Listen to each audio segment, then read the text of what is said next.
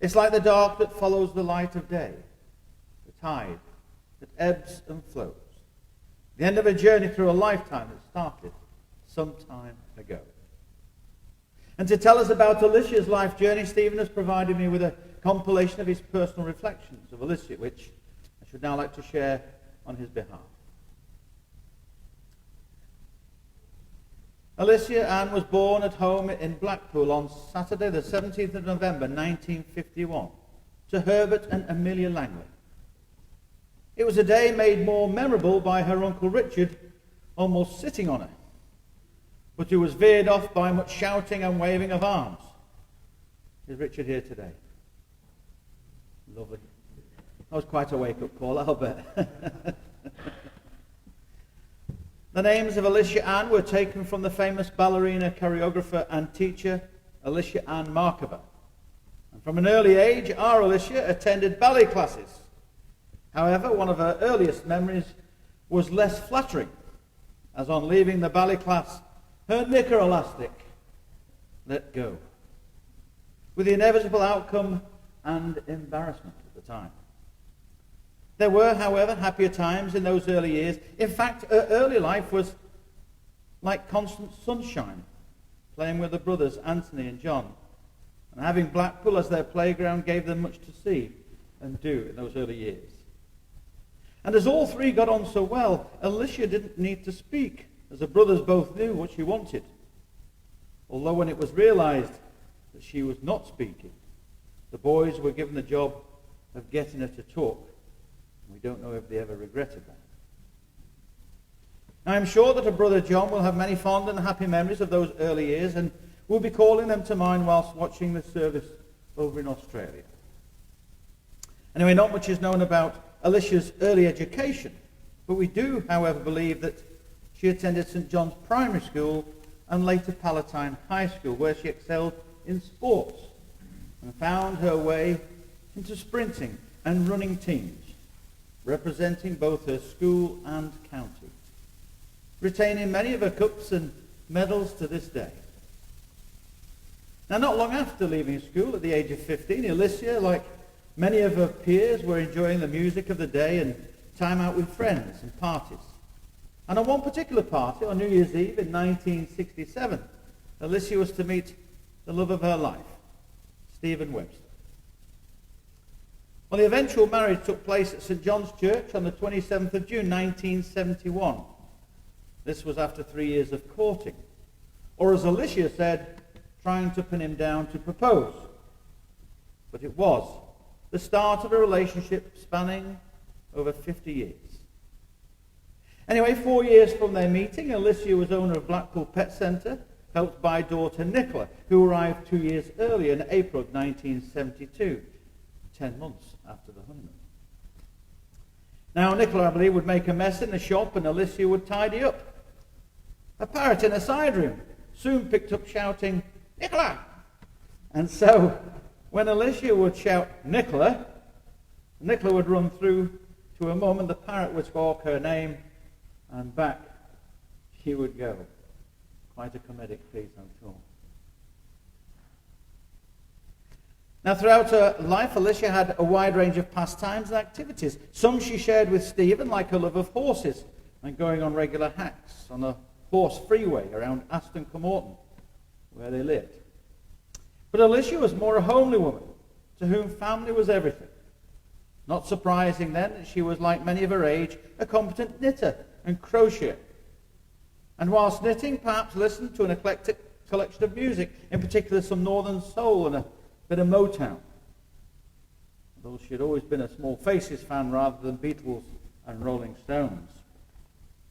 And I believe she was never much into television or the soaps. Besides, she was much busier being mother and later grandma.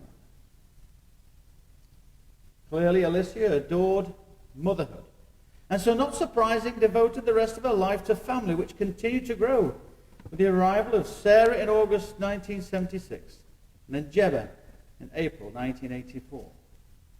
Events that, much to her delight, secured her future as mum and housewife. And as the grandchildren started to arrive with Jenny, Jamie, Naomi, Cameron, Jessica, Harvey, and Angel, well, she was beyond happy. They were all welcomed with great love and affection.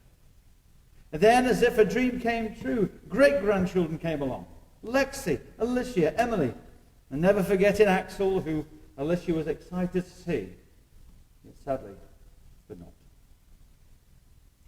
Each and every one being welcomed as only Alicia could. Unconditional love streaming without end from a fabulous wife, mum and best friend, the likes of which this world is a poorer place since she left. Wonderful memories there. Wonderful memories of a wonderful mother, wife, grandmother, great-grandmother. And we've only covered just a tiny fraction of memories so far. And I know you must have a very special one of your own. And so now I'd like to take some time for your own quiet thoughts, reflections, and prayers. A time to call to mind that special occasion or time that you spent in the company of Alicia. And while you reflect, we'll listen to a bit of Northern Soul. And it just has to be Dobie Gray.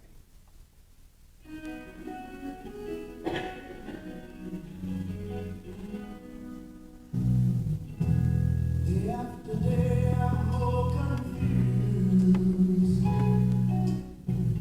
but I look for the light in the pouring rain. You know that's the game that I hate to lose. I'm feeling the strain. Ain't it a shame? Oh, give me the beat, boys, and free my soul. I wanna get lost in your rock and roll and drift away. Give me the beat, boys, and free my soul. I wanna get lost in your rock and roll and drift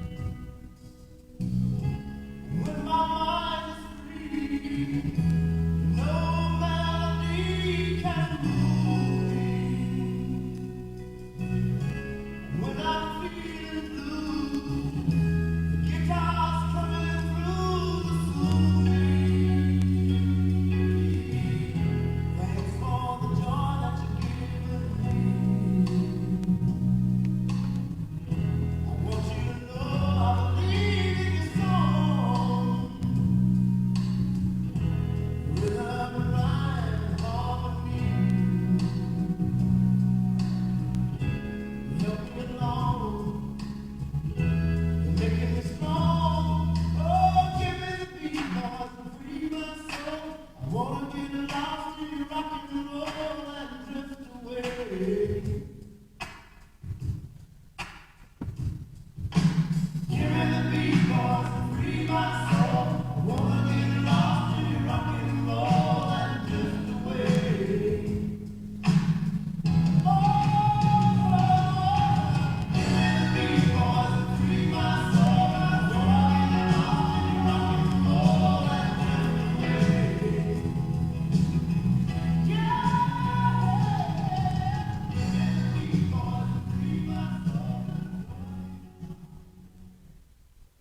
Many memories there, I'm sure, flash across the mind's eye.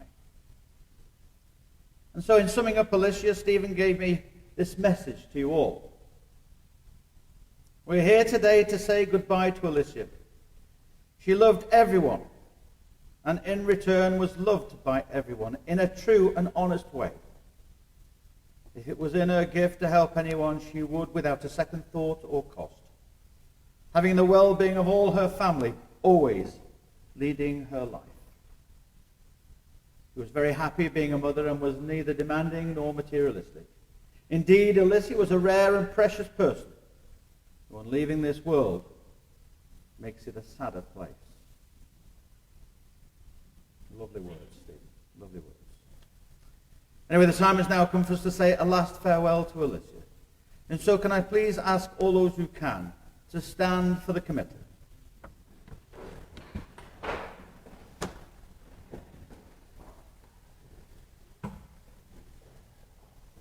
Alicia Ann Webster, you have lived your life in the dedication and support of your family, your friends, and your community. Your life, despite recent difficulties, has been a life well lived and one that has served great purpose. You will therefore be greatly missed. Not only by your loving husband, Stephen, and all your children, grand and great-grandchildren, but you'll also be missed by your brother John and all his family. Others sad at your passing are your wider family, friends, and neighbours. But it is now time for all those who have known and loved you to let you go. We therefore let you go into the freedom of the wind and the sunshine. We let you go into the light and dark of the passing days. We let you go into the wind's breath and back into the cycle of life. We love you. We will miss you, and we cherish your time of this earth. You are now released from the rigors of pain and suffering. So go safely now. Go dancing. Go walking. Go running home. Please be seated. I'd now like to read a special poem, chosen because mothers are often the unsung heroes who do what they do out of love and dedication to seeing their offspring achieve and progress to becoming decent and respectable people. Theirs is often a thankless task. And we don't always tell them of our love and gratitude for all they have done. And so I'd now like to offer a poem entitled, As We Look Back. As we look back over time, we find ourselves wondering, did we remember to thank you enough for all you have done for us, for all the times you were by our sides to help and support us, to celebrate our successes, to understand our problems and accept our defeats? Or by teaching us by your example the value of hard work, good judgment, courage, and integrity? We wonder if we ever thanked you for the sacrifices you made, to let us have the very best, and for the simple things like laughter, smiles, and the times we shared. If we have forgotten to show our gratitude enough for all the things you did, we're thanking you now.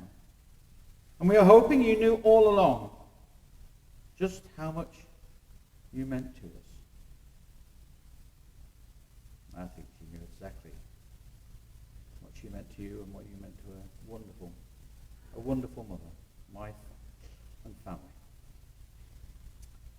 Now at this point in our service, I would like to make a further announcement on behalf of Stephen, and it is to thank you all, in particular those who were able to be here, and sincere apologies for those who could not come in due to the circumstances. I want also to thank you for the maintaining social distance at this very difficult time when we should normally be sharing hugs, kisses, and handshakes. Of course, also at this time, one would hope to continue to celebrate the life beyond the service. But I truly hope that we can join up in a future date to celebrate Alicia's life in better circumstances. I'm sure everybody understands, Stephen, the circumstances and difficulties that we face today. Now, as I said earlier, we've covered a tiny fraction of Alicia's life, but I'm sure that you will all continue to commemorate and celebrate that life in the coming days, weeks, months, and years, as you call to mind those precious and special memories of times spent with her. but especially today. Because today is indeed a special day and a time for those special memories. So I hope when you leave today you reflect on your love, admiration and respect for Alicia. And that you remember her through acts of kindness, generosity and support.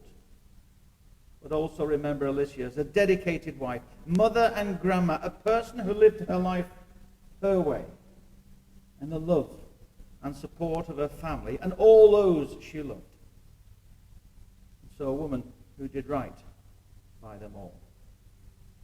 And so as you reflect through your memories of what your mum, nan, grandma, wife, friend meant to you, think also about what you all meant to her.